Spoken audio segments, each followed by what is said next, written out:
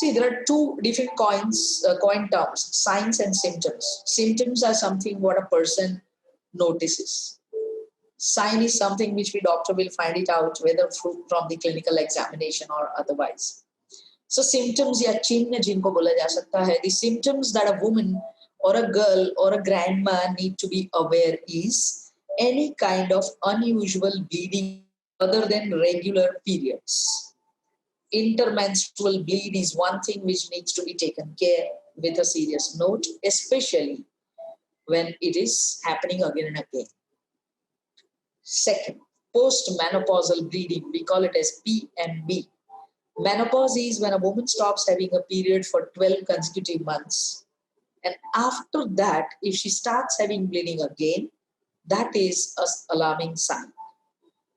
For a woman who is in reproductive age of a childbearing age from menarche to menopause when she is having a periods, and if she has postcoital bleeding, meaning thereby after sexual intercourse, if she starts having bleeding, that is an alarming sign.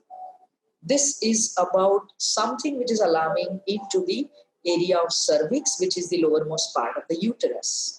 If we talk of uterine cancer or uterine pathology, there can be again intermenstrual bleeding, pain in abdomen, and when we go to ultrasound, we may find thick endometrium and so on. But as far as symptoms go, this was about uterus and cervix.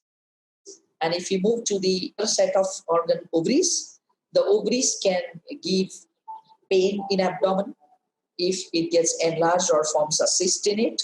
If it gives cancerous changes into it, that also can lead to pain in abdomen, intermenstrual bleeding in connection with the hormonal disturbances, and so on.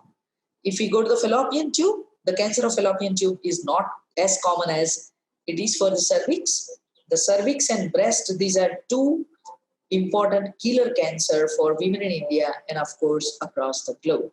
So these are the signs and symptoms, and if somebody has got on and off foul smelling discharge from vagina, that is also quite alarming. These are the signs one should not ignore in context to cancer of reproductive system. There are two kinds of discharge. One is watery discharge, that's a transparent feel and look like a watery discharge, which can be periovulatory, meaning thereby it is impact of normal hormonal cycle, and that happens in the mid-cycle during the part of ovulation. Ovulation is releasing an egg from ovary, and that's a prerequisite to become pregnant. And at the same time, God has a designed way of working that in vagina, there is a viscous fluid coming out under the impact of those hormones. That is normal fluid discharge, which looks like watery, but a little thick and viscous.